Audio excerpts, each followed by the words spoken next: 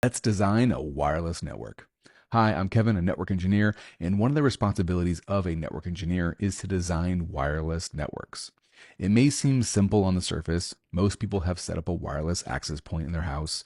You typically have one, maybe two access points, and you spread them around so that you can get wireless internet everywhere you need to. However, just placing access points in centralized locations may not be the most optimal way to design it. So, when network engineers are tasked with designing that wireless network for a new building or an area, they do something called a predictive wireless survey. That's when we're handed a blueprint of a building and use specialized software to actually build out and plan for the most optimal wireless network before anything is actually installed or even built. Let me show you how I do that using my favorite tool, Ekahau's AI Pro software. Now, the very first thing you do when you get in here is set the scale. I'm going to click here, cross where the door is, go, set to 3 feet, hit enter. All right, now we can do some of the fun stuff. This area right here called desk, that is where their current access point is. They have a single access point provided by their ISP for their entire building. We can go ahead and actually place an access point. Let's do a generic Wi-Fi access point right where they have it. All right, it's going to analyze and boom. This is what most people think Wi-Fi covers. You put it right in the middle of the building and you'll get really good coverage and it dissipates out to where, yeah, if you're sitting outside enjoying your nice ice cream in the hot Florida summer, you'll still get wireless. It won't be great, but you'll still get it, right? Well, this is under ideal situations where there are no walls, there are no people, there's no interference. It's a perfect world here.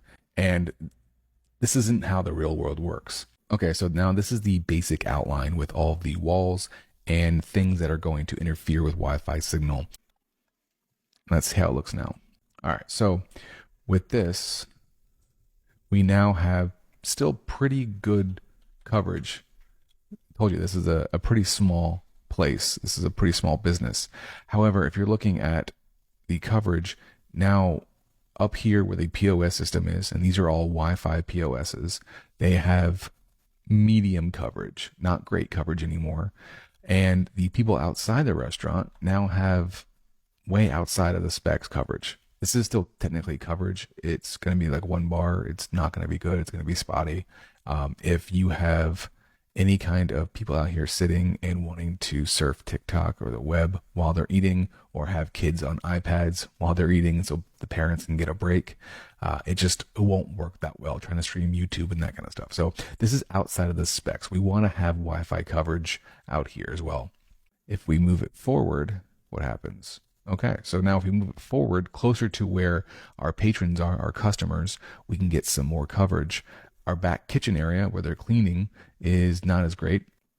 Now, if I was designing this for a business, and I could, choose where my APs were going to be, I would actually do a little differently. I would put this AP back here and create another access point right around here where the POS systems are. We want the POS systems to be rock solid. That's where our money is made. If these things go down, we're not making any money. I would put a outdoor AP, attach it out here just to make sure that the crowd of people who are out here enjoying the Florida weather and their ice cream, which I assume there's going to be a ton of people doing, will be able to have internet.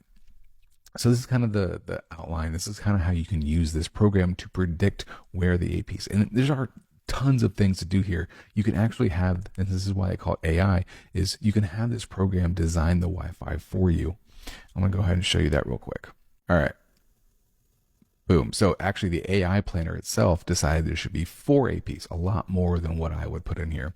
Now they put one out here in the courtyard where they would need to have an AP on a pole or something like that to make this work. So I would probably not put one there. I wasn't that far off. They were pretty close to where I was putting things. So super cool.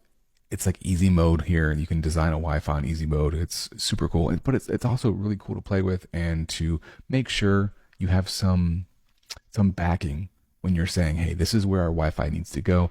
Now you have proof why. You have some reasoning so that when the project manager comes to you and says, hey, we need to cut the budget. Why are there 4 APs in this thing? One will probably do. You put it in the middle and fine. And then you can come go, no, look, here's our predictive survey. This is where we need coverage. And if the customer or the person paying at the end of the day says, no, we don't want AP, at least your hands are clean. You said, this is, if you want the best Wi-Fi, if you want the coverage, this is where the APs need to go. So very cool tool. This is called a predictive survey, and one of the cool things that network engineers get to play with.